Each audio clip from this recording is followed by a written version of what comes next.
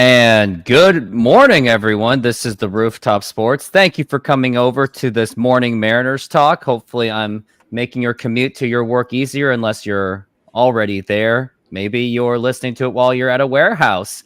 So, anyways, appreciate it. And Steve, how are you doing? I'm great, man. Just enjoying the late morning, early afternoon here in the fighting town of Flint, Michigan. I'm still in pretty good spirits. Last night didn't necessarily go our way, but there's still tonight, and there's still an opportunity to win this series and put together two in a row and get this thing rolling the way it's supposed to roll. Yeah, hopefully they can figure it out for today, which is actually this afternoon. They're going to play an afternoon game. I know it's tonight in your end, but that's okay. And hopefully they can figure this out. But before we even talk about this next game, we should talk about how this game went yesterday. And I know maybe you saw first half of it and then you went to sleep, then watched the highlights. However you did it, it works. But the Mariners unfortunately lost. It was by a score of, I believe it was 3-2. Yes, it was 3-2. Mariners had opportunities to win the entire time. Yep. Unfortunately, they blew it. It started with Logan Gilbert, absolute dominant performance, but tragically it was wasted. And then Victor Robles actually single-handedly scored a Mariners run, the very first one with his stolen base efforts.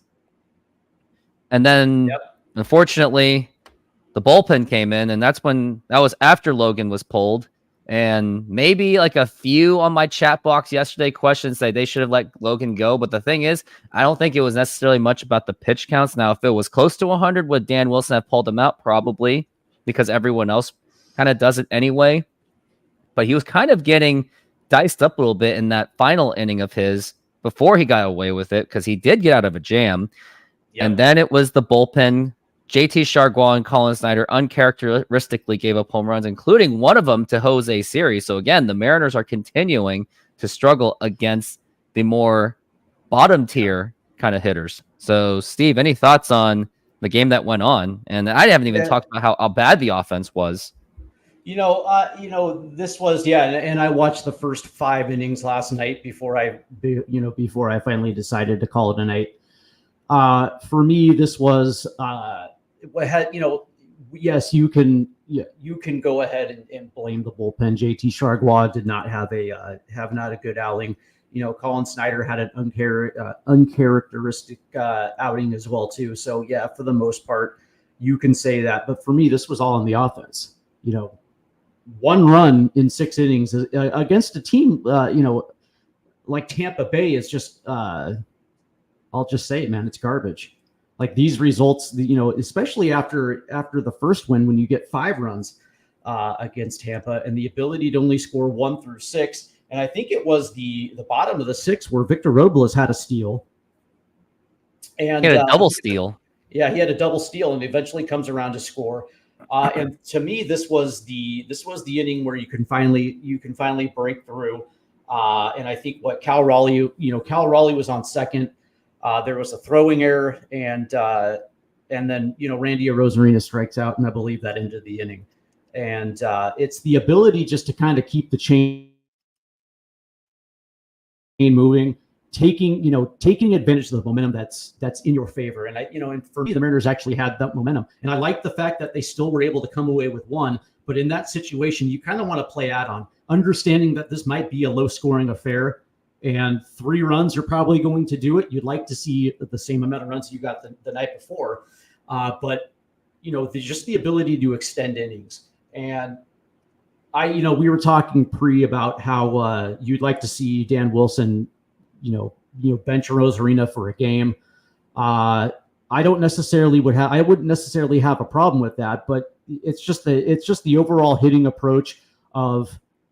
In that situation, I mean, I understand Randy Arozarena was brought in to hit home runs. I understand that. But when the home run is not there and you're not getting that inside fastball where you can get the bat head out and drive it, take advantage of what pitchers are willing to give you. And if that is, a grounder through the middle, a grounder with eyes, a little dink, a dork, you know what I mean? Just put it somewhere in the field to play, and just keep that chain moving and getting some momentum. and to strike out in that moment really kind of put an end to the Mariner momentum last night. And then, of course, now you're putting your pitching staff in a position where they have to feel like they have to be perfect in order to keep a 1-run lead. And then, of course, once Tampa Bay got the 2, it was that was over. Like I know the Mariners had that nice little come from behind victory in Dan Wilson's first game, but more oftentimes than not, that's not gonna come to fruition with this team because of because of how this offense has been built. It's just not necessarily going to be that type of offense down the stretch. So you have to be able to get out in front. And we were saying it last night on the pregame show with Jay Trident. Was like, you're in a very good position against a young pitcher who's got a 5 ERA, and you can't allow these inexperienced pitchers to work ahead. You can't allow them to get momentum. Like, this is an opportunity where you should absolutely bludgeon these type of pitchers. And again, the Mariners just could not take advantage early, and unfortunately, it cost them.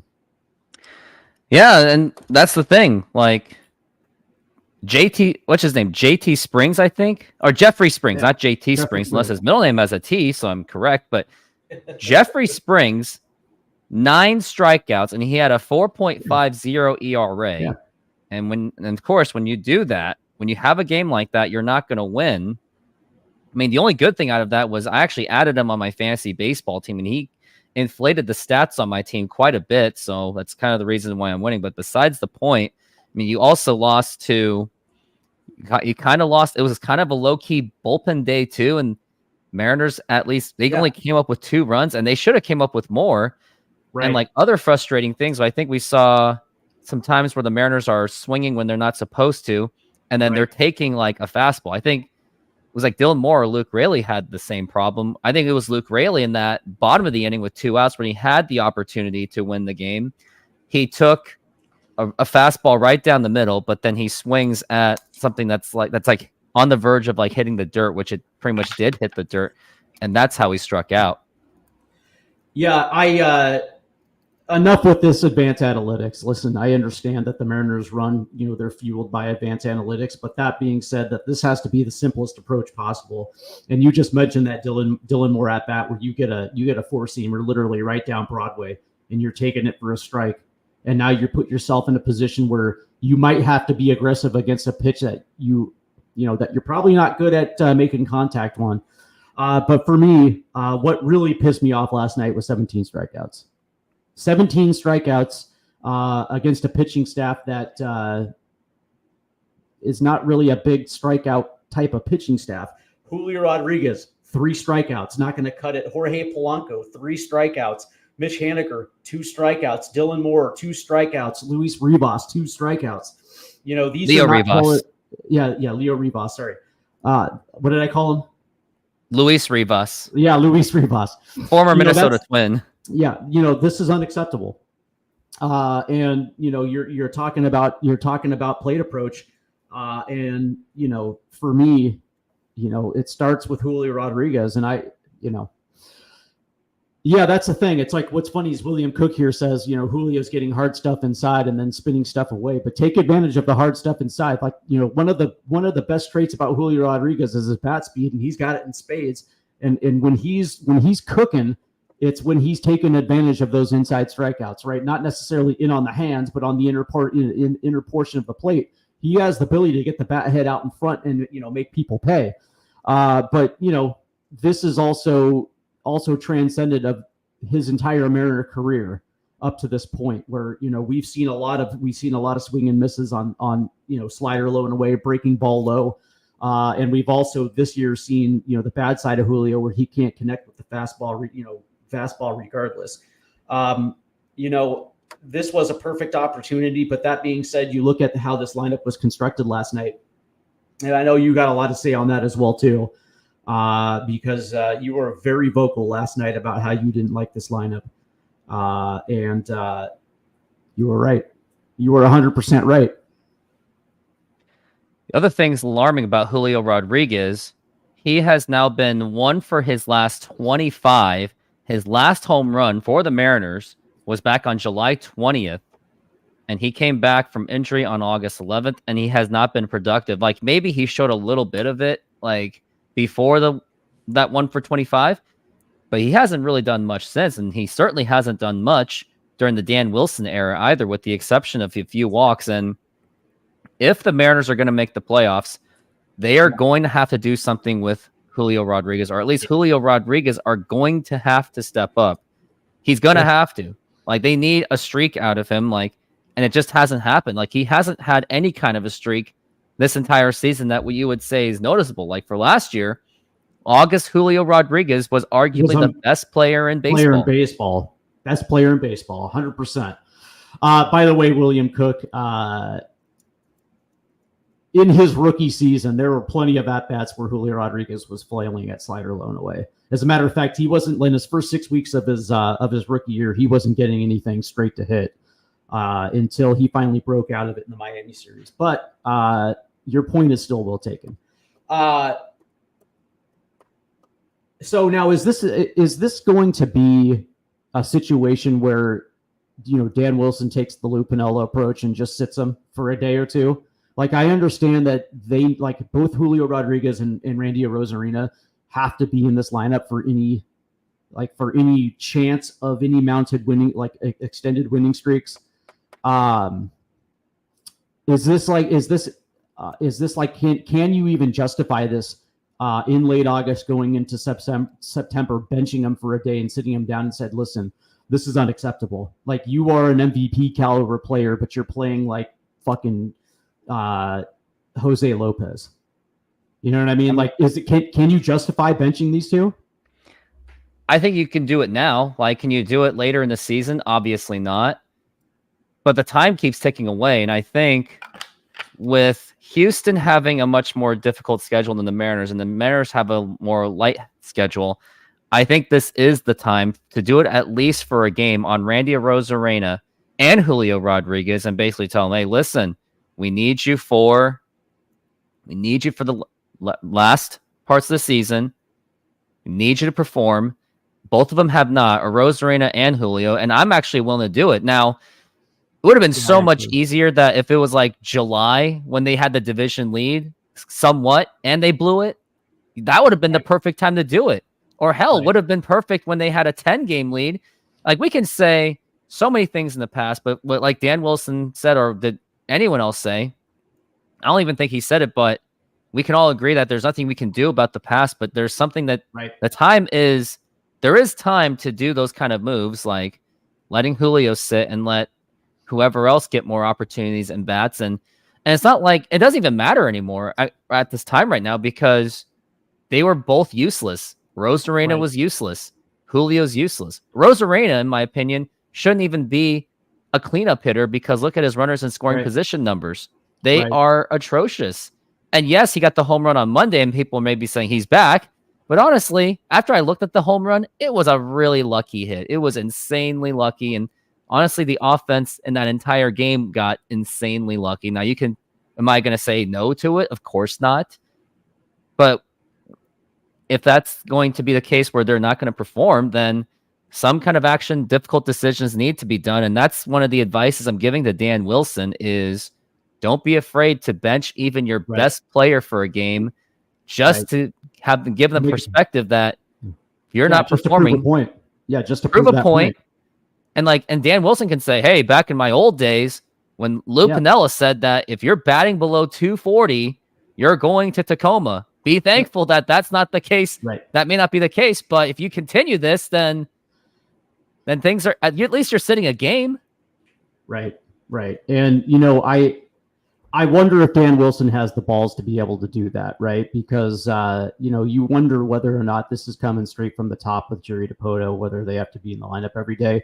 Does Dan Wilson have the autonomy to make those decisions? And they're tough decisions. I mean, right now the Mariners are in a position where they're right there at the top of the division. I mean, it's still within their grasp. But that being said, now you can understand why I wanted a guy like Juan Soto or Pete Alonso in the lineup, somebody that takes the pressure off of Julio Rodriguez to be that guy. it's apparent to me right now because, Julio's still young, right? Julio is not even 25 years old. And there's he's not even in his prime yet. There's still a lot of time for Julio to figure it out. But right now, Julio Rodriguez doesn't have the capability of putting this team on his shoulders. Last year, I know in the summer, it looked like he was capable of it when he got hot in August. But, for the largest part of his career, Julio has not been able to come through when you needed him to. There was Sid Rocks here is just asking. I'm wondering if Julio's ankle is affecting him potentially. But that being said, if there was a he's dressed and he's in the lineup, so he's going to play. You know what I mean? Like if it was to a point where it was bothering him, the Mariners being very overcautious with everybody, they would sit him out if there was still an issue. Reflect the Sun asks, how does one improve pitch recognition? Attack fastballs early in the count. Don't take them for strikes. You know what I mean? Even if it's the first pitch of the at-bat, be aggressive. And if you fly out or if you ground out, so be it. Get used to hitting the fastball. The best way to recognize it is putting bat to ball early in counts. And don't put yourself in a position where you're going to be put in a hole because, as you know, this Mariners team is the worst hitting two-strike team that I've ever seen in my life, right? This team does not know how to hit with two strikes. So the best remedy to it is first pitch fastball. If you see it and if it's down the plate, take advantage of pitchers that are trying to get ahead. That's the best way to do it. Well, I'm pretty sure we're pretty much in the Dan Wilson advice anyway, and it's true. Like, so be it. And I remember I said it on record that maybe don't chase immediately. And now at this point, they have to play aggressive because there's really not much time left. And as for Dan Wilson, like I think it's clear that my opinion on this is about if he has the authority to do anything. The thing is, he came in, he did arrive into a situation where it's pretty much nothing to lose. Like, I think there's a part of me that he was possibly very reluctant to take the job because he did not want to leave his family. And the only reason why he was able to, because his kids are all grown up anyway. Right. And they don't have the interim tag on him. So really, Dan Wilson has as much freedom to do whatever he wants because he would like to think, unless Dan Wilson really believes that Julio can turn it around without discipline. But I think the discipline is needed. And I would be comfortable doing it on this game, even though it's a Luis Castillo day, or maybe you do it on one of those Angels games, but maybe you do it in Seattle in front of those fans just to prove a point. Like, do it in front of your fans. So right. Because if you do it on the road, it's like if you do it on the road, it's like whatever, no one cares.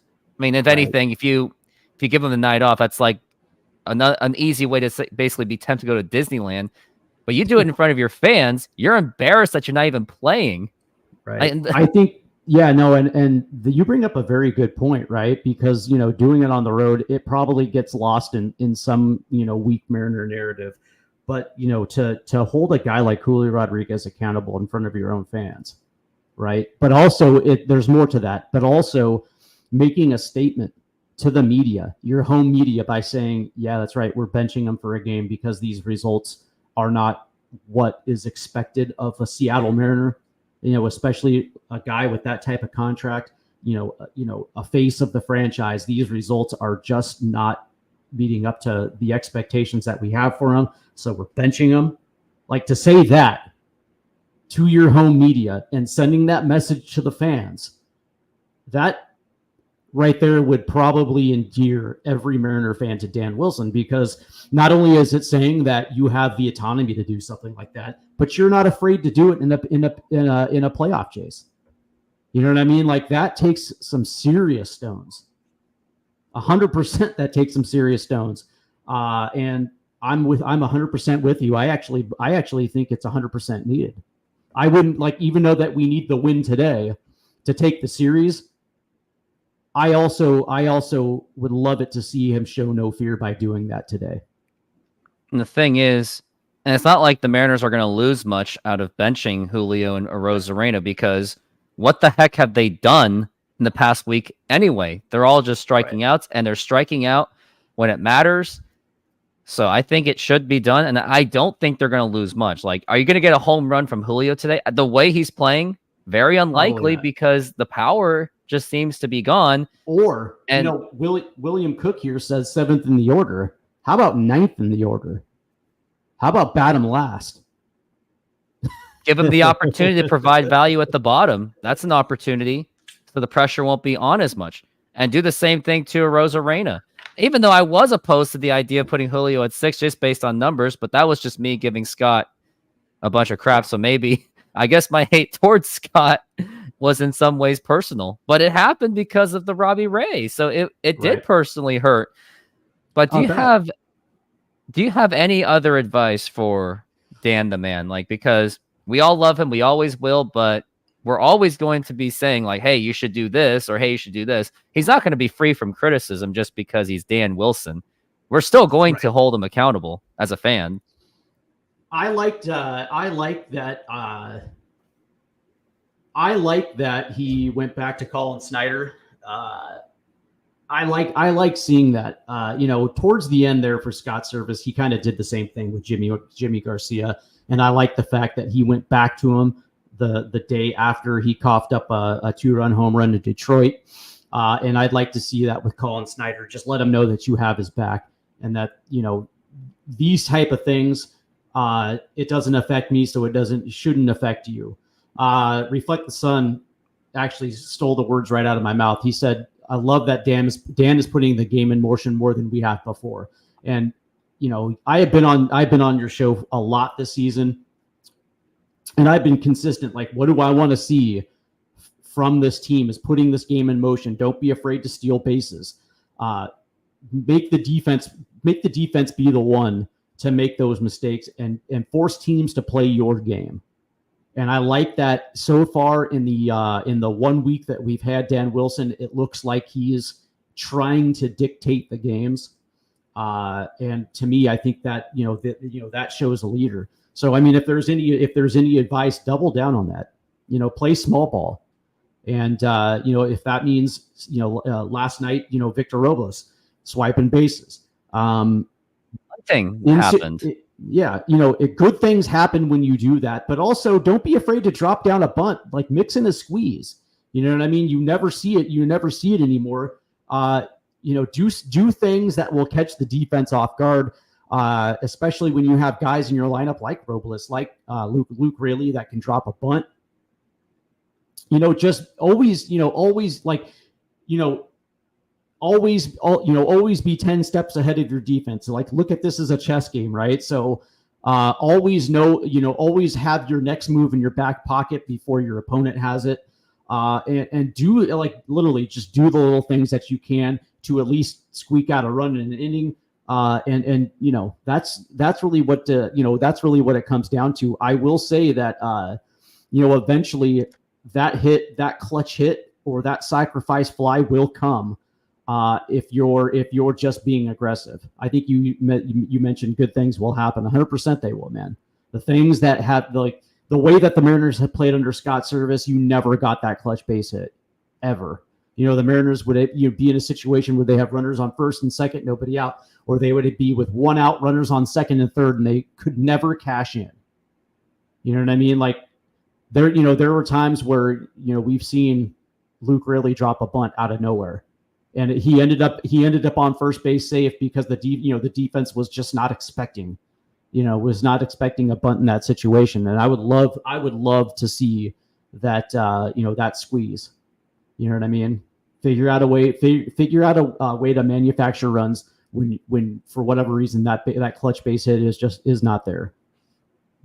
One of the other things I liked, and a good example of stealing and being aggressive, was, although Dylan Moore got thrown out at second, I still thought it was the right decision for Dylan Moore or Dan Wilson to authorize it, because it was playing aggressive. It just happened to be thrown out. And unfortunately, it was to a longtime Mariner prospect, Alex Jackson, who actually was on the Mariners organization as a first-round pick. And then he was bounced around the league and unfortunately just happened to be him. But just because it's the right decision doesn't mean it's going to work. Just like the decision of JT Chargois and Colin Snyder. Any other game, that's a fantastic decision. And I still think they were not bad decisions. Now, of course, you're going to get the extremes that are going to say, well, Logan Gilbert should have went into 100. But the thing was, I was okay with pulling Logan Gilbert, not because of the pitch count. It was actually because he was getting diced up when it was getting later into the game. So it was still the correct decision. And yes, if Scott Service did it, I wouldn't have faulted him for it. I would have faulted him for a bad lineup construction, just like the lineup construction that Dan Wilson's doing. Now, it's slightly different. It's not exactly as matchup obsessed, but it still needs, it could still use adjustments. Well, what I would do is after that 6th inning, when Logan Gilbert comes into the dugout and you ask him how he's feeling, are you gassed? What was the nature for leaving your fastball up? I mean, was it just a missed pitch? What, are you tired? Do you have the ability to go out there again in the 7th? That's the thing. Competitors are going to want the ball. This isn't like George Kirby last year in Tampa Bay when, he was like, I was done. And I told that to Scott, and Scott put me back out there for the 7th. Right. I understood 100% what George Kirby was talking about. Right. If you go to a pitcher and you ask him, hey, how are you feeling? And if he tells you that I'm tired, you go to the bullpen. But that being said, though, I would like to think that the competitor in Logan Gilbert wanted to go back out there. I don't fault him for going to the bullpen either. But that being said, right, JT Chargois is the guy in the bullpen who's first out. But that being said, though, 7, 8, 9, also you could have brought in Colin Snyder 7, and then mixed and match 8, 9. That if I'm going to nitpick something, JT Chargois comes in the middle of the 5th in the 6th inning, first out of the bullpen. But this is the 7th inning now, right? So now this is late relief. This is high leverage inning, trying to protect a one-run lead, and JT Chargois necessarily isn't that. So if there's any nitpicky things that I'm going to say about Dan, it's I understood, man. Chargois is the first out of the bullpen, but this isn't the 6th. These are high leverage inning now, and you have to turn to your best high leverage arms.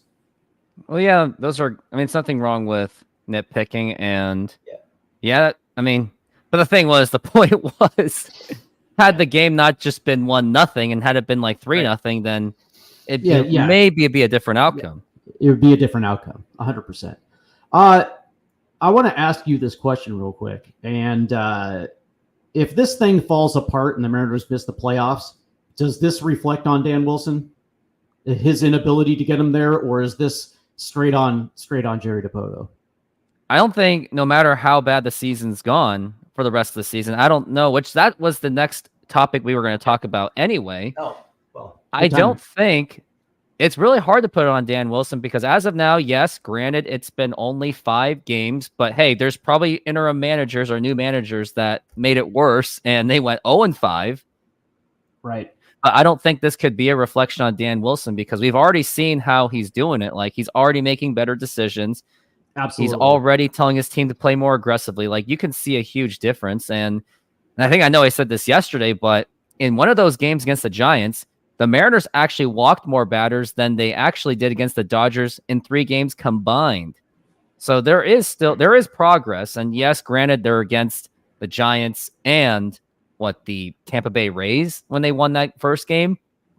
But don't forget, Mariners also abused this easy schedule as well in that entire time in July and August. So if it fails, I don't think anyone's going to put in Dan Wilson. I won't. But if it goes to a point where it's so bad, like if the team completely implodes, then yeah, maybe you should be open to getting like the Joe Maddens or the Terry Francona. At least give Dan Wilson some kind of competition. At least have some, at least go through interview processes. But ultimately, if it does fail, then yeah, you got to put some of it. No, you got to put all of it on Jerry Dipoto. It's gonna be more reflection on him because of how he did this lineup. And the crazy thing is, all Jerry really had to do, and this is not what we would have wanted back then, but just to stay pat, stay the course before they traded Paul Sewald. Had the team been the exact same team, possibly Houston is not even in the conversation of winning the division. Possibly. Mariners probably have at least, I'd like to say at least a 3-game lead on the division, if not more. And that's with Matt Brash and Santos hurt. They still would have probably figured out, because you still get big hits out of Eugenio Suarez. Now, the Teoscar Hernandez thing is a little bit of a push, because we don't know if he would have taken the $20 million. We just don't know. Correct. So I think I still assume that he's gone. But hey, Mariners get a first-round pick, and Jerry gets a prospect that he can worship over, basically. Right. And even without Teoscar, yeah, you probably would have still gotten Luke Raley, so that would have been a formidable replacement. Not the replacement, but something. And then you still have Eugenio Suarez and Jared Kelenic. Maybe, like, even with that, they're still in this division lead, and that's all on Jerry. And maybe I shouldn't have fallen for that whole ownership thing, because I remember when it did happen, I was like, oh, it must be John Stanton. But I'm starting to think it's more on Jerry Dipoto, because he wasn't able to recover after that either. Yeah, I never believed the payroll limitations that were set forth because of the whole Root Sports thing. I thought it was bullshit when I read it, and because we know that Jerry Dipoto, he's publicly came out and said that he does not believe in giving out long-term contracts to free agent bats. It's just not. He prefers the roster flexibility. And he likes the guys that, play multiple positions, those type of things as well too. But also, that's the thing. It's like when you lock yourself into a player that specifically only plays one position, then there's not a lot of room. There's not a lot of room to maneuver, especially in the outfield. You like guys that can play multiple positions, and you can get other guys in the lineup, that type of thing. But like if this thing implodes, and it doesn't finish well, and the Mariners lose 10 out of their last 13 to end the season, or whatever the case may be, there's no way you can blame Dan Wilson. There is absolutely no way you can blame Dan Wilson, because he was just brought in to try to get the best of whatever the situation was. And this falls squarely on the shoulders of Jerry Dipoto, because let's remember, this was him and Justin Hollander were pimping out this lineup at the beginning of the season, telling everybody how this was the best lineup in the best lineup in their Mariner tenure. Never mind the fact that, the 2016, 17, and 18 lineups, that featured Nelson Cruz and Robbie Cano and Kyle Seager, a young Mitch Haniger, were night and day better than this. Not only did they have the power, but they had far better contact than this squad. And we were told that this lineup was going to be far and away night and better than, the lack of contact from the year before. And, it was all good vibes. And of course, this ended up being, they were going to limit the strikeouts. And not only has this been one of the worst teams as far as strikeouts goes, but statistically, it's probably one of the worst offenses we've seen in the last 50 years. And that falls squarely on the guy who was trying to pimp this lineup at the beginning of the season, which is Jerry Dipoto. And at that point, Jerry Dipoto loses all credibility, because when you look at the moves that he's made coming into this offseason, getting rid of Jared Kelenic and Teoscar Hernandez and Eugenio Suarez, and you replace them with a shot Mitch Garver, a shot Mitch Haniger, and bringing in Jorge Polanco, who had been in the league 12 years already. He's 31, and you would think that he's at the tail end of his prime. But that being said, there's already a lot of miles on him, plus the injury issue. And then at the deadline goes out and gets another Julio Rodriguez type bat, which is high slugging, high power, but also a high strikeout bat in Randy Arozarena. Like if this team had a good collection, I'll give you a name. If it had the Luis Arias type bats, where it was very contact oriented, high contact, high OBP type of bats in this lineup, you can bring in a Randy Arozarena. You can bring in that power type bat, because there's going to be ample lineup protection in order for him to be able to do his thing. But he also, you bring a Randy Arozarena into this lineup that already has the strikeout issue, and it magnifies that problem 10 times. I actually thought the Arozarena trade was actually going to be good for the Mariners, But that being said, though, you also had to look at what if the strikeout issue continues to happen? How effective is he going to be? Because all pitchers are going to do is just pitch right around him, which they have. So for me, and we'll know within the first 2 weeks of September if this thing is trending downwards. If I'm John Stanton, dude, I'm pulling the plug on Jerry Dipoto, because at that point in time, Jerry Dipoto can't sell a narrative to the fan base because the fan bases are not going to trust him. And then also what happens if the fans stop showing up if Jerry Dipoto is allowed to continue? That affects John Stanton's bottom line, and Daddy does not like it when the money's not rolling in. And so at that point, you're almost forced to make that move. But I would also do it as well, too, because you give enough time before the end of the season, from September to the end of the season, to get a guy in place ready for the offseason. We've mentioned the name Theo Epstein. I would back up a Brinks truck to Theo Epstein's door and just say, hey, listen, man, you're the curse breaker. Break it. Right? Bring in a proven winner who is going to reshape this front office, who is going to look at this lineup and say, yes, you're staying. No, you're gone. And we have a flush minor league system where we can make trades to bring in the right type of hitters to this team. And let's get this, let's actually get this lineup rolling and get this pitching staff into a World Series, because right now the window is, we only have 3 more years left on this window. And I got to be honest with you, man, I don't think you can trust Jerry Dipoto to do it. Not at all. And red flags I should have saw, and maybe the first red flag was it should have been, like, I gave Jerry a lot of leeway. I was younger back then. I let him have the Jack Sorensic excuse. I really did. And I'll eat my words for that. But I think most of us would have anyway. We gave him the free pass when he blew up the team. I think most Mariner fans were actually proponents of blowing up that team of Robinson, Cano, Nelson, Cruz, because I think they were already peaking. Sure. We were okay with that. We were like, okay, fine. We will accept. Really, it was just 2 bad years of baseball. Actually, the rebuild happened pretty rapid, much quicker than we expected. And he did take us to the playoffs. He did get Luis Castillo. And yes, he got lucky with that trade. He got insanely lucky.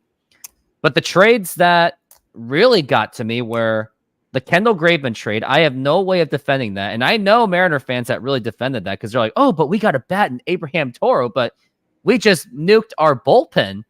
And then 2 years later, he does the same thing, trading away Paul Sewald. And my God, we could use Paul Sewald right now. Yes, he's not doing well, but with the Mariners, and hey, the Marine layer, he'd be quite a bit more useful than what we've got right now of Paul Sewald, and he would have been the closer. Andres Munoz is the shutdown setup guy, because he is still, in my opinion, too erratic to be a closer, but he's a great setup, great 7th guy.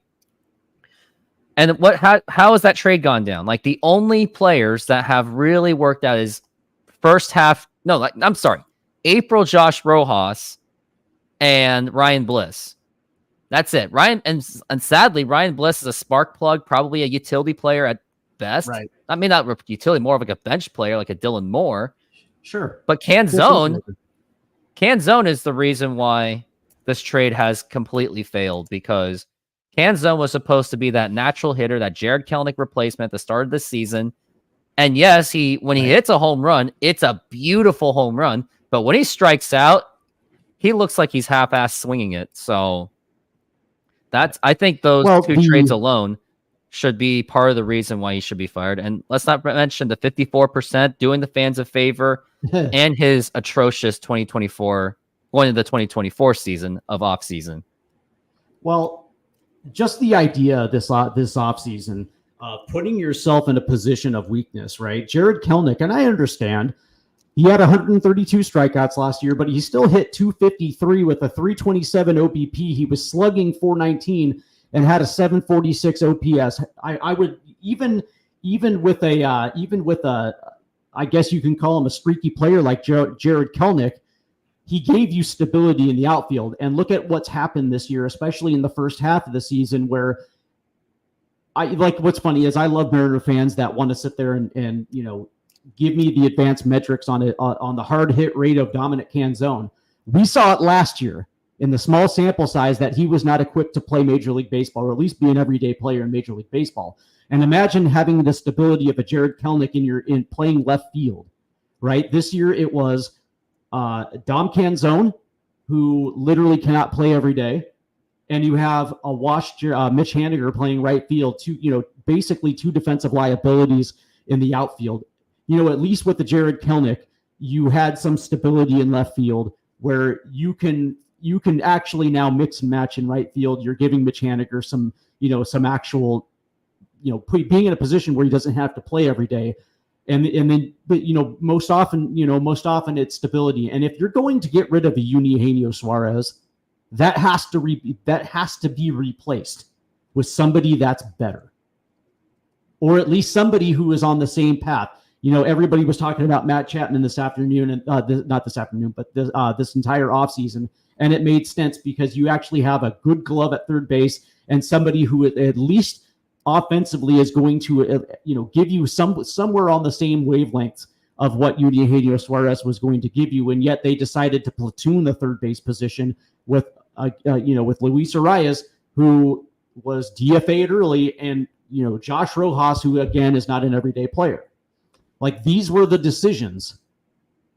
These were the decisions that were made by Jerry Dipoto, that he was going to nickel and dime his defensive alignment. And, and you can understand, you're looking back on it, you can understand why this team struggled, because you're relying on guys who can't play every single day and guys who, I hate to use this term, but they're washed. And it's amazing that the Mariners were able to build a 10-game lead in the division to begin with anyways. But with that kind of team, it was an absolute freaking miracle. But you also, and with a tougher schedule too. And you knew that Houston was eventually going to get healthy and mount a charge, right? So it's like, this was bound to happen. But that being said, that is also a direct reflect of the guy that put this team together. This team had flaws, and you were just hoping that they were going to tread water to the second half. Like, that was coming into the season. That's what I said. I just said, listen, there's not really one guy on this team that's going to be able to carry it. It was going to be a collective. And the hope was that they were going to tread water to the second half because, this collective is a second half team. They've shown it over the course of the last 3 years. And then if Jerry goes out there at the deadline to add to it, maybe this team can catch fire in the second half. And at that point, who knows how it's going to play. But unfortunately, this team peaked early. And then the second half hasn't turned, like, maybe it will. But, then it had one of the worst Junes and Julys that this franchise has ever seen. And now we're where we are. And there's no coach that's going to be able to undo what Jerry Dipoto has done. And the worst part is there's no depth at AAA. You know what I mean? You're not going to, like, if you sub Don Canzone for Cade Marlowe, is that better? Not much at all. I mean, you'll get a more of a hustler than Tom Canzone, but it's not saying much. But what they could do is bring up Cole Young. They could bring up Ty Locklear. You know what I mean? And I got to be honest with you, that's better than what you can put at first base right now. And you Justin Turner. You can't keep running Leo Rivas and Dylan Moore at shortstop every day. I know that JP is almost back. But that being said, they also missed an opportunity with JP out to bring up a young guy like Cole Young and give him his cup of coffee. And who knows, maybe he'll come up in September when the rosters expand. But this is what we had to work with, and it was. I got to be honest with you, it was worse than last year. Last year, yeah, there was a lot of strikeouts, but eventually they caught fire. They made up for it, and they got hot. They made up for it when they got hot, but of course they didn't have the horses to finish it off in September. And you're absolutely right. And that's what should have been the priority: keeping Suarez, keeping Jared Kelenic in there, and that being said, just get a right fielder, get a second baseman. You still could have traded for Polanco and added Polanco to that crew from last year. He would have had much more protection. Right. And then you can add your quintessential veteran right fielder and ran it back, and you still would have had a little bit better of an opportunity this year But when they gutted this team, they just decided to platoon 3 different positions, and they got what they deserve. I hate to say it, man. They got what they deserve.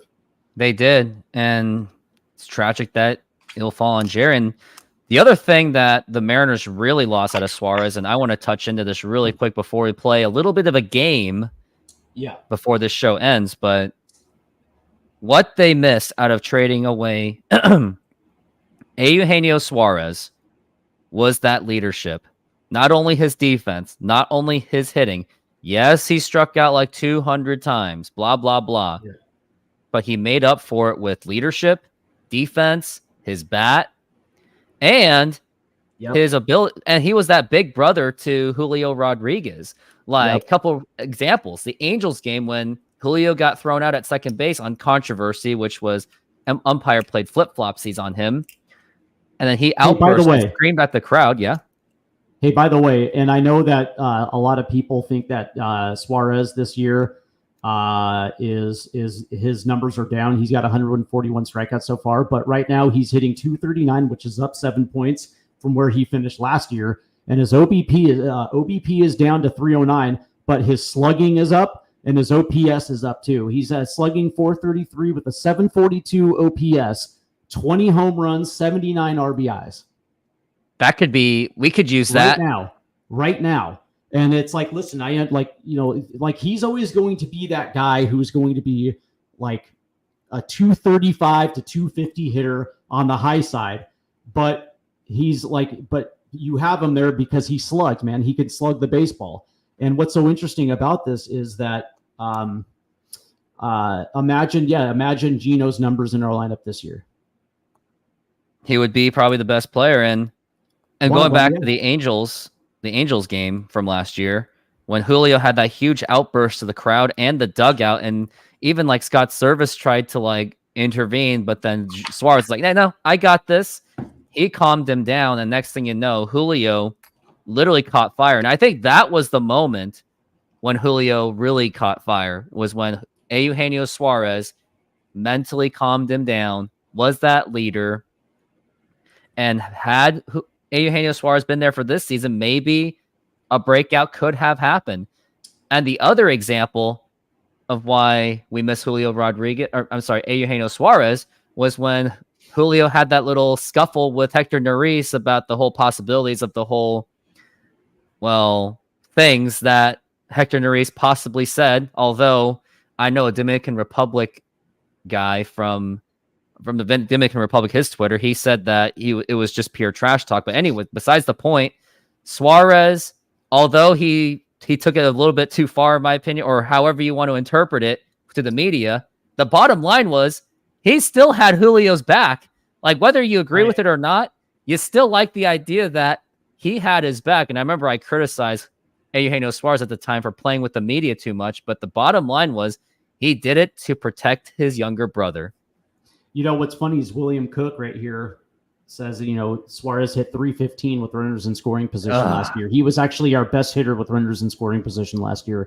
And the fact that he went to Arizona and he improved on his slugging numbers from last year, and the fact that Teoscar Hernandez went to LA and has just become all world. I think he won the home run derby this year.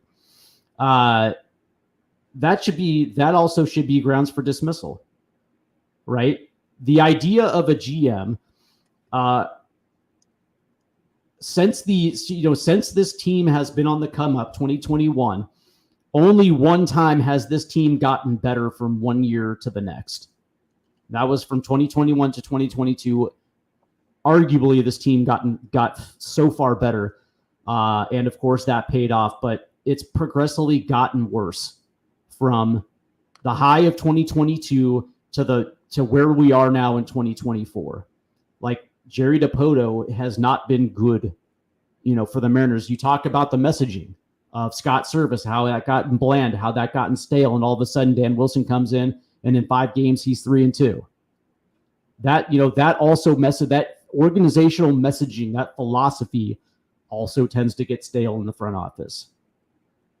And now there's word coming out that Justin Hollander rubs people the wrong way in the front office. That he's not. He rubbed exactly, me the wrong way. Yeah, he's not a people person. I mean, look at him. Look at him in the press conference from 22 off season. When he was asked a question and it was literally pointed at Justin, Justin just starts looking at Jerry, and Jerry's like, dude, that's the question for you. I understand there's a risk. Bringing in a new front office, there's a risk that there might be drastic change right off the bat, because a lot of these dudes want to bring in their own type of players. But just when Jerry Dipoto came in, you remember what the mandate was from John Stanton, which was get Robbie, get Boomstick, get Kyle Seager, and get Felix Hernandez to the playoffs, right? And that core still stayed while the fringe of the lineup radically changed, right?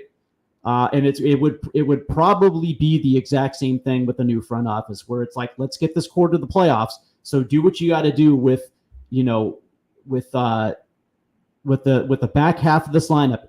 Do what you got to do. But the core, we got to get this core in the playoffs before eventually they leave in free agency. Yeah, absolutely. And hopefully we don't see the likes of Jerry Dipoto and Justin Hollander again, because time's up. Like, there is no way Stanton should be giving this guy another 1 year. I would not. By the way, flick of the switch. It's time to put to bed this whole narrative that John Stanton doesn't want to win. He does want to win. Every team in Major League Baseball, with the exception of the Los Angeles Dodgers, operates within a budget, right? But every single year that our budget continues to rise.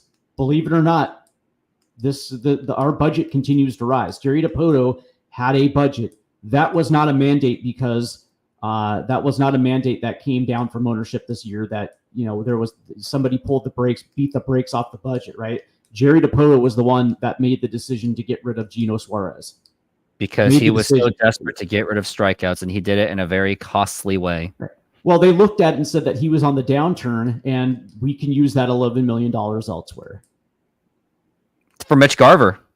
Yeah, I mean, to go from Gino to Mitch Garver. How could you justify that? Like, you just can't. You can't. Now, yeah. So we are now at the last parts of our show, and I think this is going to be a little bit fun. And we did go over all the Jerry Dipotos and the Dan Wilsons. So if you have any other comments, once this show ends, put it in the comments of this show and let us know how you feel about the Mariners going forward. But we're going to play a little bit of a fun game where could the Mariners make the playoffs easily? Like, I'm talking about easily with any of these kind of offenses. And we'll try to do this as quickly as we can and not try to talk about it too much. But we're going to go from 2004 all the way up to, I guess, before the purge of 2019. Okay. We'll just go from there. 2004, this team had Dan Wilson on his last full healthy season. John Olerud was fringe. Brett Boone was pretty much peaked at that point. Rich Aurelia, Scott Spezio, Raul Ibanez, Randy Wynn, Ichiro, and a retiring Edgar Martinez. And don't forget Bucky Jacobson and Justin Leone. Does this team with that offense make the playoffs? Yes. And the reason why I say yes, because collectively, that team hit 270 with a 331 OBP. Yeah, the slugging wasn't up. It was only 396, but their OPS was 727. I think they hit 136 home runs last year and nearly 700 RBI, even though that John Olerud was at the end and Brett Boone had peaked, and it wasn't like quintessential Raul Ibanez. You still had Edgar, who was still hitting. You still had Dan Wilson at the end of his career. That team still, with today's pitching staff, that team probably gets in. 2005, when you brought in a struggling Adrian Beltre, which he did struggle coming off of that 48 home run season. Richie Sexson, a pretty much dead Brett Boone. Dan Wilson had tore his ACL. Miguel Olivo batting a $151. Yep. Dude, does that make the playoffs? It does not. It does not, because Miguel Olivo was trash. Brett Boone had sagged to the point where he got DFA'd. Yuniesky Betancourt was mid at best. The only guys you had in that lineup that were worth a damn was Adrian Beltre and Ichiro Suzuki. They didn't have a center fielder. Actually, let me rephrase that. Raul Ibanez had a really good year that year too. So at least you have Beltre and Ibanez. Richie Sexson, yeah, he had a pretty solid year that year. Actually, he had a very solid year that year. 39 home runs. Home runs. Yeah, his quads. He had an OPS. He had an OPS of 910 with an OPS plus of 144. So yeah, the problem with that, there was not a lot of lineup balance. So I think at times they struggle. But could that line up with today's pitching staff be an 85 win team, an 85 to 88 win team? 100%. 2006. Kenji Jojima, Richie Sexson, Jose Lopez All-Star season. Yunieski Betancourt broke out. Beltre started to adjust. Jeremy Reed was still your center fielder, and Carl Everett was your DH. Does that team make the playoffs of 06? I think it does, because they were better than 2005. Right, because you Kenji Jojima gave you an OPS plus of 103. Richie Sexson still was still productive. Didn't slug like he did the year before, but he had an 842 OPS. And then you have Jose Lopez, All-Star year. Betancourt was pretty solid. Ibanez had an OPS plus of 125. Adrian Beltre 33 home runs. Adrian Beltre was a lot better in 2006. And then Ichiro Suzuki is Ichiro. The only problem is Carl Everett and Jeremy Reed, but you would probably think that they would upgrade those at the deadline. So 100% it makes the playoffs. 2007, we pretty much agreed that they did, but just for fun, and we'll skip over the 2008 because I think we kind of touched on it anyway. Still had Jojima. Sexton was kind of on his downturn. Lopez had a down year. Yep. But regardless, and Jose Vidros, your DH, was actually pretty good. 314 with a 381 OBP. Yeah. Jose Guillen, he was decent. Easy. Yeah. That team makes the playoffs. Yeah, I mean, you look at their OPS plus. You had 1, 2, 3, 4, 5, 6 of those finished with over 100 OPS plus. And you look at the collective slugging and OPS of that team. It was absolutely fantastic. Kenji almost hit 15 that year. Richie still hit 20. Lopez had a down year, but it still wasn't terrible. And then Adrian Beltre, 26 home runs, 99 RBIs. Raul Ibanez drove in 105. You also had Jose Guillen, who damn near had 100 RBI that season, 150%. That team makes the playoffs. 2008. Oh, this is going to be fun. You have Kenji Jojima pretty much declined. Richie Sexson, dead. Lopez was decent. Betancourt was error. Beltre was still around. Ibanez was your best player. Jeremy Reed's still around. Jose Vidros sucks. Does that team? You still take a 2008 team to the playoffs? No, but this was the year. This was the year that I believe wasn't this Carlos the year Silva. This was like 2008. This was the year that Home Dude got fired. I think they lost 100 games with $100 million payroll. They did. Yep. And this, I think, Brad Wilkerson. He started that season. Yeah. He was starting in right field. This was the year that we were introduced to Vladimir Valentin. I think Jeff Clement. And Willie he Bloom. came in. Yep. And this, we even got to see Tug Hewlett that year. So, and Matt Tuiasosopo and Luis Valbuena. Mike Morse was a part of it, got a cup of coffee. Carlton Jimerson. This was the year that everything just fell apart. And even with this pitching staff, you probably see a lot of what we're seeing today. So you think it's about the same, like it's a push? It's it's a push. So basically, you can't really tell at this point. I would say crazy. Brad Wilkerson had a 232 average, a 348, and back then we were saying that was garbage.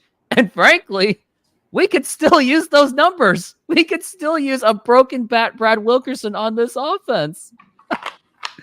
Right. Yeah, I just think that team fell apart and couldn't figure out a way to undo the damage. I think you would see what we're seeing today, a team that just literally could not hit with runners in scoring position. You had a team that struck out in impromptu times. I just think that 2008, I think we'd kind of be in the same boat. I actually think that maybe they finish with a below 500 record. So I'm still going to say no. Okay, we'll say no, even though maybe it would have been a push. It could have gone either way. But 2009, this team won 85 games with a dead Ken Griffey Jr. Yeah, and I think we can say it would have made the playoffs. But here's the lineup: Rob Johnson, Russell the Muscle Branyan came out of nowhere, Jose Lopez prime, Betancourt was still dangling around, Beltre broke his balls because he doesn't wear a cup, Vladimir Valentin stuck the hole. Gutierrez, you might as well say that was his prime. Ichiro was still hanging, and at least Griffey couldn't have been worse than Mitch Haniger or Mitch Garver. Here's what was awesome about this team, because they got out of nowhere performers from Mike Sweeney, who had 242 at bats this year and had a very good year. They got production out of Endy Chavez. They even got production out of, believe it or not, Josh Wilson. And Jack Wilson. It was Jack Wilson. Actually, it was both Joshes. They actually did something. Yeah, Jack wasn't, Jack was, but, Michael Saunders, you got some production out of Ryan Langerhans. This was a weird year, because when you look at it, you're like, how does this team win 85 games? But that was a cool year where they believed in the group and they believed in the collective, even though that they didn't have a good catcher. Jose Lopez, I still call him Josie, ended up with an OPS plus of over 100. He actually had 25 home runs that year. But Betancourt was mid. Adrian Beltre, I think he only played in 111 games that year. And I thought he was still pretty decent, even though his power numbers didn't reflect it. I still thought he was pretty good. That they were doing it without a left fielder. This was like the last year of Ken Griffey Jr. And I just think that because of the collective, like, this team literally believed in itself. And I think at the front of it was Ken Griffey Jr. and Ichiro Suzuki. And that manifested at the end of the season, where both of them were carried off on their shoulders on an 85 win team.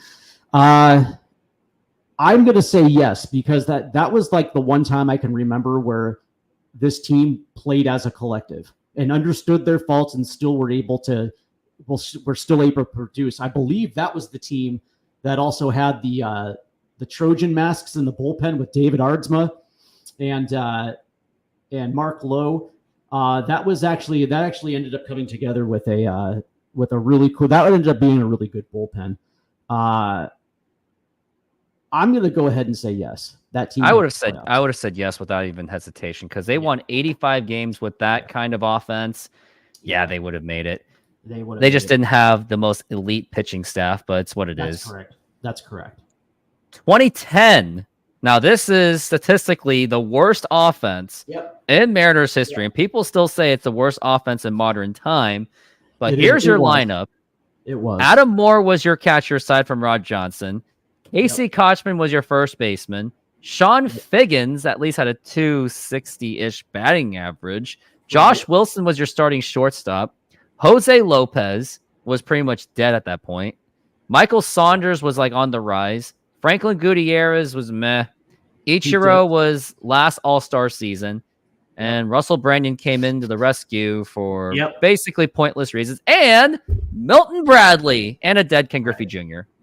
Yeah, so this was weird, because this was the year that the Mariners were talking World Series. They had traded for Cliff Lee, and the idea of Felix Hernandez and Cliff Lee at the top of the rotation.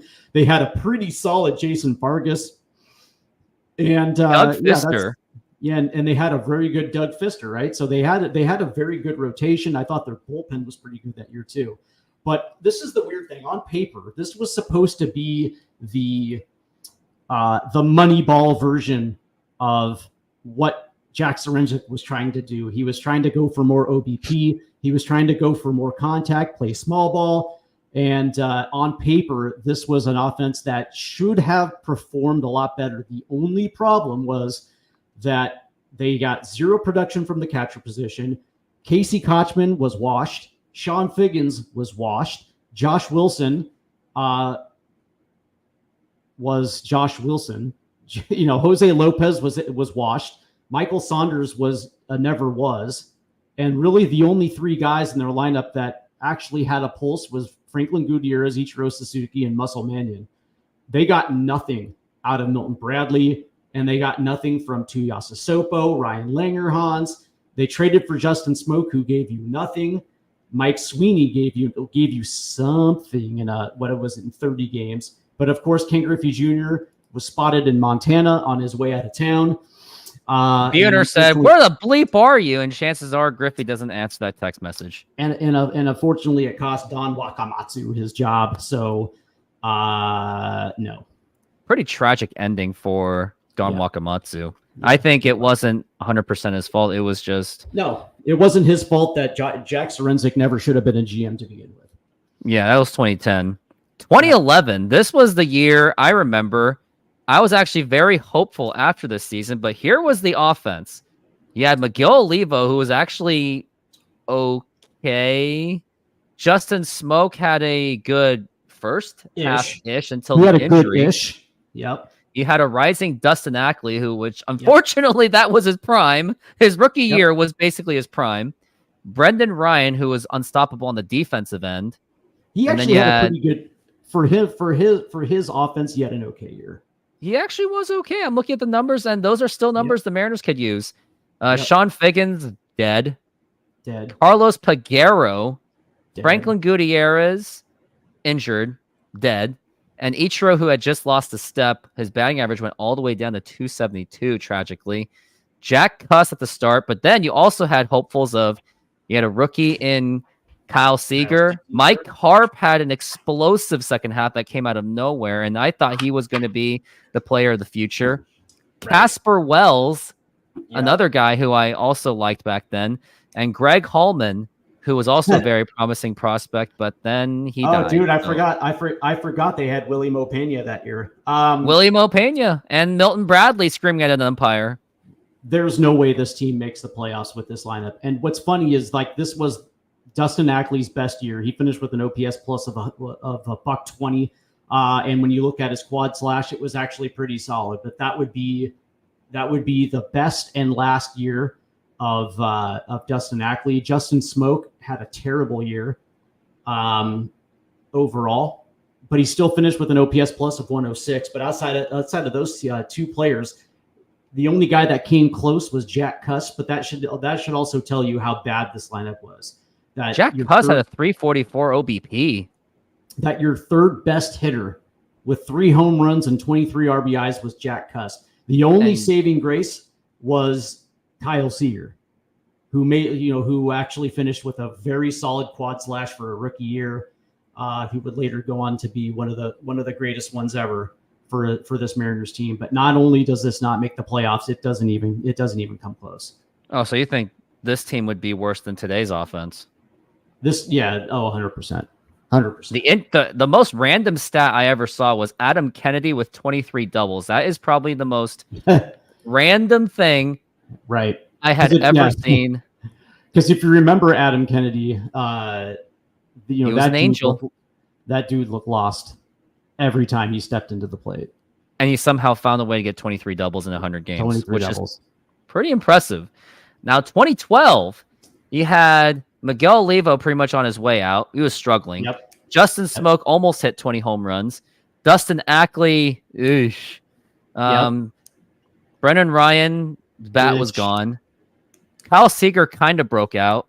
Yep. Casper Wells didn't even last half a season. Well, Kyle Seager did break out. 20 home runs, 86 RBIs. 259. OPS plus of 108. He definitely broke out. Michael Saunders actually had a breakout. He broke out. Yeah, he broke out. Ichiro was pretty much a fossil at that point, although he gave you 15 stolen bases in 95 games. Ichiro would be later traded in the year at the deadline. And that's how we ended up with Jesus Montero. Well, Jesus Montero was off of Michael Pineda. Oh, yeah, that's right. All right, there's your team. And also a dead Mike Harp. John Jaso was your backup catcher.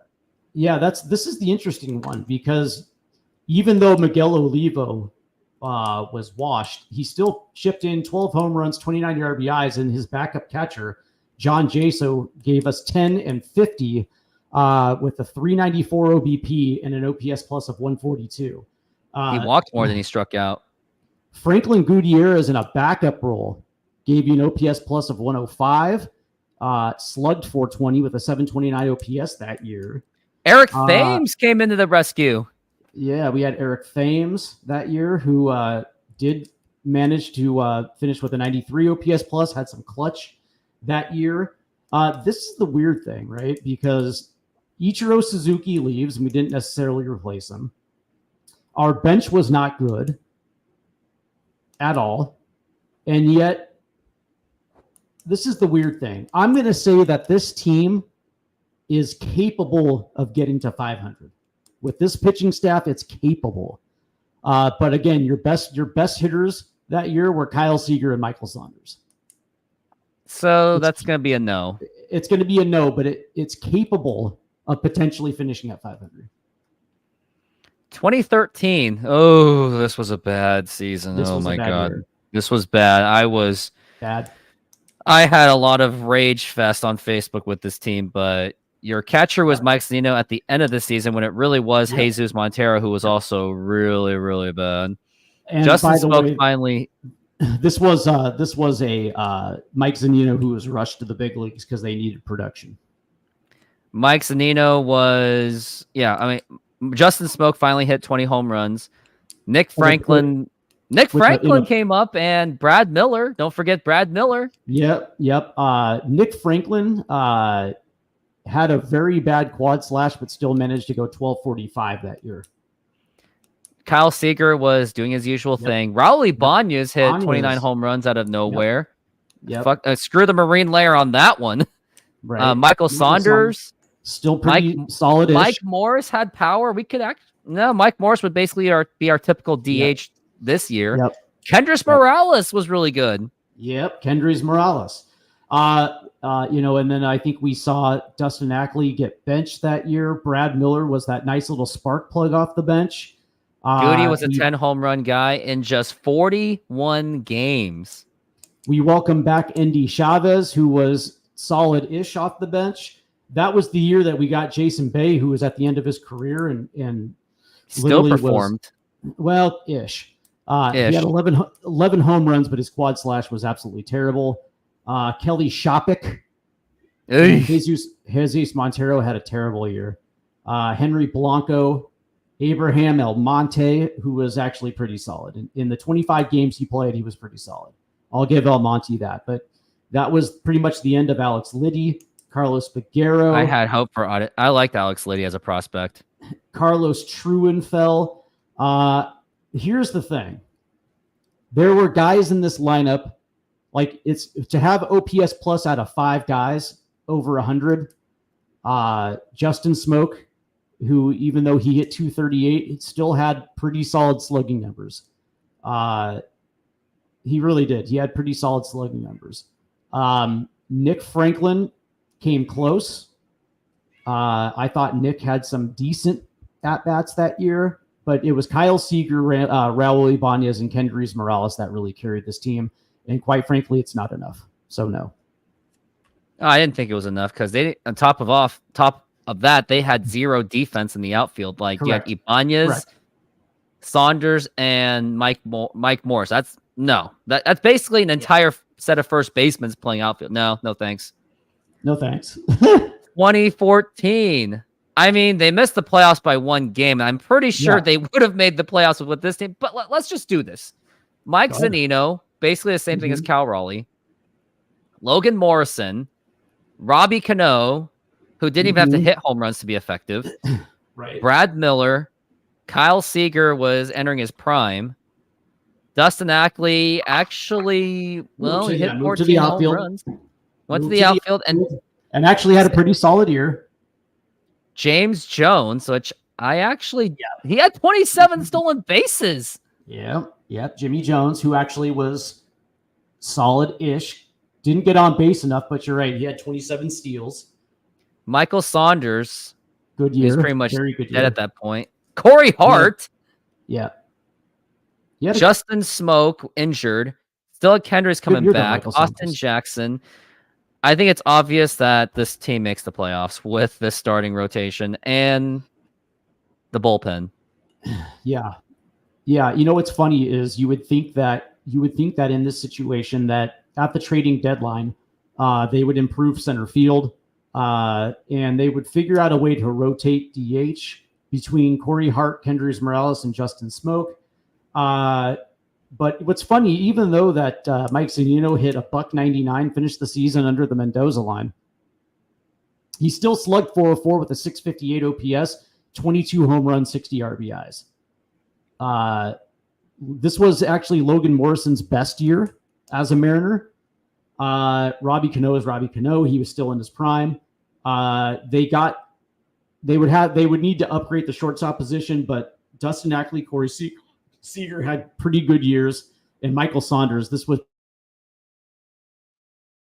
probably like the last of the best years of Michael Saunders. I know where they finished, but unless they actually added just a few extra couple tweaks to that lineup, yeah, I can see them making the playoffs with the expanded wild cards 100%. 2015, and also fun fact, I actually met Corey Hart at a retail store. I was his cashier, and I actually asked him like, "Hey, so what are your plans for next year?" And this is what he said: "I want to go back to the National League." He literally said that's like, "I'm going back to the National League." Funny. That's funny. He was a cool guy. And now 2015, I think at this point, any of these, I think I'm just gonna cut straight to the chase. I think any of these the last year of Mike Zunino and the last first half of Jerry DiPoto's offense, I think they all make the playoffs. I mean, I don't think we have to waste too much time on that. Well, 2015. This is what, 2016, or was this 20? Yeah, this is 2015. Yes, 2016. Yes. I believe they do. I was never really the big Seth Smith fan. Leonis Martin, I think 2016 makes the playoffs. I think 2017 does because they actually had a decent offense, but their starting pitching was pretty much dead because you had the only effective starter you really had was James Paxton, but you had a guy named Ariel Miranda, bad. Giovanni Gallardo, bad. Drew Smiley didn't even get to see the field because he was injured. Erasmo Ramirez, and then you had a broken Felix. Right. So, 2017, you had a young Mitch Haniger who had a phenomenal year. Nelson Cruz is Nelson Cruz. Robbie Cano was Robbie Cano. But you got very good production from Mike Zunino that year. The first base position, I think it was Danny Valencia. He had 15 home runs. Yeah, he was ish. I mean, he had an ish year, but that was still good enough. You had a very good Gene Segura, Kyle Seager. You even got production out of Ben Gamel. Beautiful hair, Ben Gamel. Yeah, which was surprising at most. The only problem was in center field because you had the Dyson vacuum in center field. But outside of that, and you would think that Jerry DiPoto would do something for center field if they were there. I think 100% 2017 makes the playoffs. And then I guess we'll end this off with 2018. Do they make the playoffs? You had Ryan Healy, Mike Zunino, D. Gordon. I mean, they won 89 games. Right. So I think they're going to make the playoffs with this, even with this offense, even with a suspended Cano. It's interesting, right? Because, it's weird because Mike Zunino took a dip, but he still gave you 20-44. Ryan Healy, I was not really the biggest fan of Ryan Healy, and he still remember him at third base in 2019. Yeah. And he still gave you 24-73. The problem was you had D. Strange Gordon playing second. You had Denard Span in left field, who actually ended up having a pretty solid year that year. But it was center field again with Guillermo Heredia. And you had Robbie Cano until he got suspended. But they also had Cameron Maben, didn't they? They did have Cameron Maven, the man, the biggest Scott Service and they critic. brought Ichiro back for, I think Ichiro had 44 at-bats that year. Taylor Motter, yeah, okay. 2018, I'm going to say yes. And let's just do this for fun. Let's do this last one. After the purge of the 2018 Mariners. Okay, let's do this. Like maybe like a first 2-month Mariners team. And I'll just do it off of that. Well, Omar Narvaez. Yeah, the 2019 team. The one that went 13-2. And I said that was the worst part of the 2019 season because it was a fraud. That was a fraudulent start. Everyone played above their heads. And Tim Beckham juiced heavy. Yeah. But here was the team, and we'll just do it like first 2 months team. Omar Narvaez, D. Gordon, Kyle Seager, Tim Beckham, Mitch Haniger before he got hurt. He had 15 home runs in 63 games. All-star Dan Vogelbach and Edwin Encarnacion, Tom Murphy, and Jay Bruce. With that core, and before you put in like Kyle Lewis, does that even squeak 500 or make the playoffs? Oh no! Here I'm going to go out of the way and say not only does it makes the play, not even 2 months. I think it makes the playoffs. I mean, look at this, man. You had Omar Narvaez who had a very good year that year. 22 home runs, 50 RBIs. He hit 278 with an 813 OPS plus. Austin Nola, who didn't necessarily hit for the power that you want for first base, but he still finished with 1031, batted 269 and slugged 796. Even D. Strange Gordon, who still finished with a 275 batting average and a 304 OBP, 22 stolen bases. A young J.P. Crawford, Kyle Seager, who's still Kyle Seager. Domingo Santana came out of nowhere with a 2169 that year. Malik Smith, again, all you need is something serviceable in center field, and he was that. But Mitch Haniger, still Mitch Haniger at the time, and Daniel Vogelbach came out of nowhere that year. He still hit 208, but he still hit 3076. And on your bench, you had a good Tim Beckham, Edwin Encarnacion, who was still there. You have a young Dylan Moore. Tom Murphy had a hell of a year off the bench. 1840. Jay Bruce still gave you what he gave you. I understand that team after 13-2 kind of fell apart a little bit, but compared to this year, that offense is better than anything this offense puts out. That makes the playoffs now.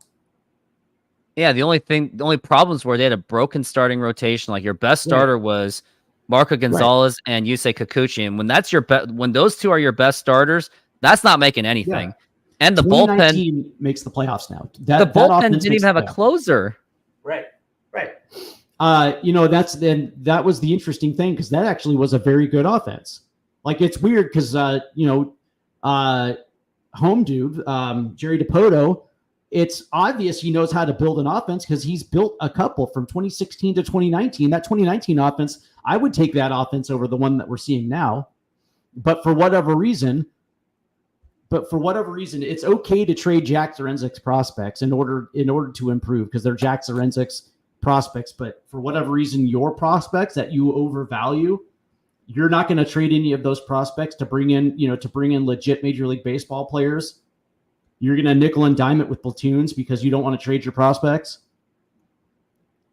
We know how to build an offense because we've seen it in 2016 through 2019. Yep. Well, that was actually kind of fun. 2014 going all the way to 2019. It's pretty interesting what we got out of it. And crazy thing, and now the years, yeah. You know what's funny? The 2021 Seattle Mariners, that 190, that had the 90 games. Right. Compared it to 2019. This is your offense. Tom Murphy, who that year hit 202. Ty France, who actually came out of nowhere that year. Abraham Toro. J.P. Crawford. Kyle Seager in his last year. Jake Fraley, who hit 210. Jared Kelnick, who was a young rookie that year. Mitch Haniger, who had the best year of his career, and your DH is Luis Torrens. And your bench is Dylan Moore, Jake Bowers, Taylor Trammell, a young Cal Raleigh appeared that year, Kyle Lewis, who is coming off the Rookie of the Year, Shed Long Jr., Evan White, Sam Swaggerty. You're gonna like that lineup. That horrible lineup still won 90 games. They're making the playoffs because that's when their starting pitching wasn't exactly there yet. Yeah, but I mean, it's like that horrible lineup still played over its head, still punched above its weight, and still won 90. And they still had a pretty solid bullpen too, with the exception of Montero. I would take the 2019 Mariner offense than that offense, and that team won 90 games. It's pretty crazy what could have been in those years, but you know, I think we're out of time because hashtag don't quit your day job. But everyone, thank you very much for being on this morning show, and Steve, thank you once again for being on this show. Yes, and we'll continue to do this as always. But anyways, let's hope the Mariners win the game. By the way, do they win tonight, or do they win this afternoon? Let's see if they're. Oh, we can talk about it just for a little bit. Man, this Mariners find ways to delay my life, but here's your lineup today. And it's going to disappoint. But JP Crawford is back. Julio Rodriguez center field. Cal Raleigh number 3. He's a DH, so they're taking a risk on that. So Castillo might actually have to hit if Mitch Garver gets hurt. Randy Arozarena, Jorge Polanco, Luke Raley, Dylan Moore, Mitch Garver, Victor Robles, and Luis Castillo. On paper, it has potential to score. I think they can cross 4 runs, maybe, but I still wanted to see Rodriguez and Arozarena sit. But right. Luke Raley is playing, Robles is playing, but I don't like the Garver and Raleigh combo. All right, so give me that lineup one more time. So we have JP leading off, Julio at center field, batting second. Okay, Cal Raleigh DH. I don't like that idea. Okay. Left fielder Arozarena. Okay. Second base Polanco. First base Raley. Third base Moore. Catcher Garver, which I don't like at all. And Victor Robles. I'd rather put in Justin Turner over Raleigh just to not risk injury and having to put Castillo as a hitter again. So JP comes off the DL and he's an automatic leadoff hitter. Robles is batting last. Okay. And you have your middle of the lineup is Julio, Cal, Arozarena, and Raley. And of course, your bottom of the lineup now is going to be Dylan Moore, Mitch Garver, and Robles, huh?